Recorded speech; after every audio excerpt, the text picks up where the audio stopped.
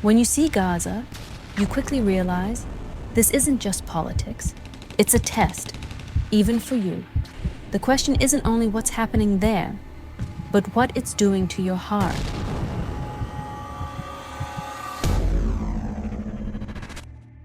There are moments that don't just pass through your mind, they go straight through your heart. For many people, Gaza is one of those moments, not because you live there, not because you control what happens, but because you look. And inside, you're forced to decide what you will do with what you've seen. Because without direction, something dangerous happens. Either you become cold or you become restless inside, carrying pain you don't know where to put. Either you numb out or you burn out. And this is where the Qur'an guides us, not on the surface, but deep inside. It doesn't only give rules, it shapes the way we see. It shows patterns. It teaches us how to understand the world without losing our soul. So this video is not about retelling the news. It's about understanding from an Islamic perspective what Gaza teaches us about this world, about oppression, about hope, about steadfastness, and about the accountability we will face before Allah. And yes, the connection to Gaza will be present in every chapter on purpose, not as decoration, but as the red thread. Because by the end, you shouldn't just know more. You should see clearer, breathe calmer, and stand stronger.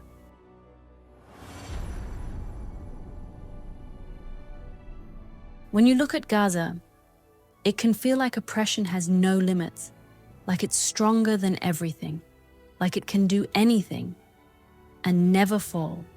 And that is one of the biggest illusions of this world, that loudness looks like truth, that power looks like eternity, that dominance looks unstoppable. But if Allah teaches us anything again and again, it's this: oppression can grow, yes. Oppression can last long, yes. But oppression has no right to eternity. And when you truly understand that, it changes how you look at Gaza. Not because the pain becomes smaller. The pain remains, the images remain, the wounds remain. But something else disappears, that paralyzing hopelessness that whispers, nothing will ever change. And you begin to understand, this is not the end. This is a scene within a bigger truth. And Allah didn't only reveal this truth today, He described patterns that existed before us. One of those patterns is shown through a people mentioned multiple times in the Qur'an, Thamud. And before we go further, one thing must be clear so we don't compare wrongly. We do not compare the people of Gaza with Thamud. The people of Gaza are the oppressed, the tested, the besieged. The comparison is about the other side, those who act untouchable, who cross every boundary and live as if there is no day of reckoning. Allah mentions Thamud not so we can trade stories. Allah mentions them so you recognize what happens when a person or a powerful force truly believes they are safe, superior, and beyond consequences, no matter what they do. Thamud was strong, they had means, confidence, structure, and that is exactly what made their arrogance so dangerous. Because the more power someone has, the easier it becomes to believe rules don't apply to them, that consequences only hit others, that they are too big to fall. And here is the parallel you must understand when thinking about Gaza. A force can act like it's untouchable. It can cross boundaries as if there will never be punishment. It can feel justified while committing dhulm, injustice. And yet the truth remains. Allah does not allow arrogance to rule forever. The key is this: the end doesn't always come in the way people expect, not according to media logic, not according to the calculations of the powerful, not on the timeline we wish for, but it comes, sometimes from a direction nobody saw coming. That's why it matters how you look at Gaza, because if you don't have this framing, your heart eventually says, it's pointless. Or you tell yourself, that's just how the world is. Or you withdraw inside because you're trying to protect yourself. But that inner surrender is dangerous. It doesn't only steal your courage, It steals your responsibility. So hold on to this one truth today. Oppression is loud, oppression is aggressive, oppression can appear overwhelming, but oppression is never eternal. And if you carry that in your heart, you can witness Gaza without breaking and without losing your soul. And that leads us to the next step. Because once you understand that oppression isn't eternal, a question comes naturally. How do you keep hope alive without becoming naive? Because hope in Islam is not denial, it is direction. It doesn't erase the rubble, the grief, or the unanswered questions. It keeps your heart from collapsing into meaninglessness, and it turns your pain into something that still walks toward Allah instead of away from Him. Many people think of hope as a mood. Some days you're strong, some days you're empty, some days you believe in a good ending, some days you only feel darkness. But hope, from an Islamic perspective, is not just a feeling, it's a decision. It's the conscious stance. I will hold on to Allah even when I can't see how things will resolve. And Gaza tests exactly that, because Gaza forces you to be honest. What do you do when you see injustice and it feels like it will continue? What do you do when your heart screams, but your hands feel small? Hope does not mean you pretend everything will quickly become fine. It does not mean you minimize the pain. It means you make Allah greater than what you see in front of you. You tell yourself, Allah is just, even if I don't understand His timing. Allah sees, even when the world looks away. Allah counts every tear, every act of patience, every sincere intention, even when no one applauds. And when you look at Gaza, you will see something that can humble you, but also strengthen you. People can be physically crushed and still spiritually upright. People can own almost nothing and still carry dignity. People can be under the heaviest pressure and still pray, still share what little they have, still remain steadfast.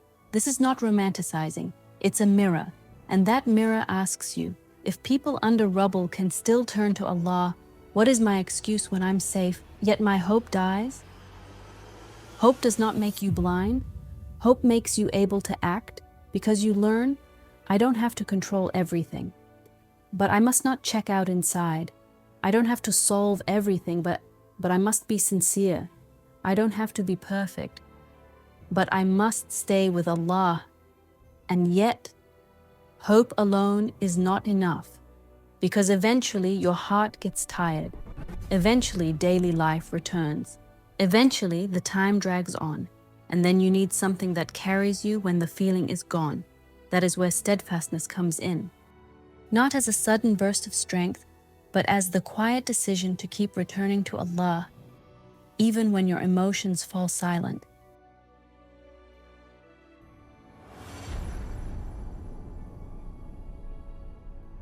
The Qur'an emphasizes steadfastness again and again. What it means: don't give up, don't numb out, don't lose control. Stay with Allah even when it's heavy. And this is one of the greatest tests when you follow Gaza. Not only the pain, but the duration. At first you're awake, you're emotional, you talk about it, you share something, you feel responsible. Then fatigue comes. You see so much that your heart wants to protect itself. And right there it's decided, will you stay steadfast? Or will you close yourself off inside? Steadfastness doesn't mean you feel equally strong every day. It means you don't allow injustice to become normal. You don't say, I don't want to hear anything anymore, and surrender your humanity. Steadfastness also means you don't slip into the wrong reactions. Because when you see Gaza, your heart can burn. But if that fire drags you into haram, into crossing limits, into uncontrolled words, into blind aggression, then the test didn't bring you closer to Allah. It pushed you away. That's why steadfastness is something pure. It keeps your heart soft, but your steps clean. It allows you to feel deeply, but it doesn't let you lose yourself. And it often shows itself not in headlines, but in things nobody sees. that you don't neglect your prayers, that you don't sell your values, that you don't become comfortable, that you don't stay silent just because it's easier, and that you never accept injustice as normal. Now we reach the next level, because steadfastness needs inner meaning, otherwise it becomes hard and empty. That meaning is seeing life as a test in which you carry responsibility. It reminds you that you will answer for what you did with what you knew and what you chose when it was easier to look away, and it keeps you upright, not driven by rage, but guided by faith.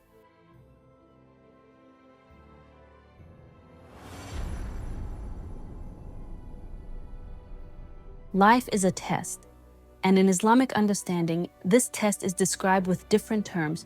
One of them is ibtila. The meaning is clear.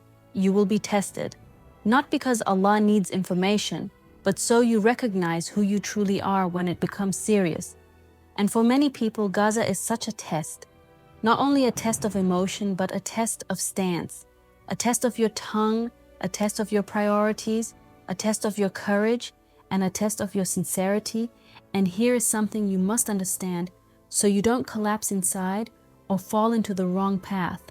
Your job is not to speed up Allah's plan, because Allah will perfect His light with or without us. Your job is to stay with Allah while you witness injustice, and to do your best to seek Allah's pleasure. And this certainty is not naive optimism, it is iman. But now comes the honest question many avoid. Imagine standing before Allah one day being asked, "You saw the injustice in Gaza. What did you do?" And you answer, "I made dua and I donated a little." Do you seriously believe you can automatically say, "That's enough, I'm done"? This does not mean you pick up a weapon if you live in the West. That is not the message. The message is, dua and donations matter, but they do not replace everything within your capacity, because part of the test is whether you stay silent out of fear, whether you hide because you fear repercussions or being smeared, whether you remain quiet because it's easier. So ask yourself honestly, what should you fear more, people or your position before Allah? Action does not mean crossing limits. Action does not mean haram. Action does not mean chaos. Action means channeling your drive in the right direction, staying clean but not becoming comfortable. That can mean speaking clearly in your environment instead of only being quiet at home, staying informed without poisoning your heart, giving consistently instead of only once when emotions peak, standing with dignity without becoming unjust, and strengthening your family and community instead of sinking into resignation. And if you do that, you will notice Gaza becomes more than pain. It becomes a mirror that calls you back to Allah. It turns your emotions into direction and your direction into worship. So you don't just feel, you grow. And even when the world feels heavy, that mirror keeps asking the one question that matters most: where are you standing in the sight of Allah? And when you stand there sincerely, even in small ways, Allah turns what felt powerless into weight and what felt ordinary into reward. If you've listened this far, pause for a second and be honest with yourself, not about what you feel, but about what this has done to your heart. If you've listened this far, take this truth with you. Gaza is not only a place of massive injustice. For many, it is a mirror that shows how easily we can numb out, a mirror that shows how quickly fear can control us, and a mirror that shows how easily we calm ourselves by feeling less. But it is also a mirror that calls you back to Allah, to accountability, and to truth. Because in the end, you will not be asked whether you were able to solve everything. You will be asked where you stood. So, channel your drive correctly. Do not cross Allah's limits. Do not enter haram. Do not lose yourself in uncontrolled rage. But don't hide behind comfort either. Don't turn dua and a little donation into an excuse to do nothing else. Because deep down, some things don't cost money. They cost courage. And now the sentence you wanted at the end, because it puts everything in place. Your job is not to speed up Allah's plan. Allah will perfect His light with or without us. Your job is to stay with Allah while you witness injustice, and to do your best to seek Allah's pleasure by commanding what is right and speaking against what is wrong, no matter who stands in front of you, just as Ibrahim alayhi salam has already shown us by his example.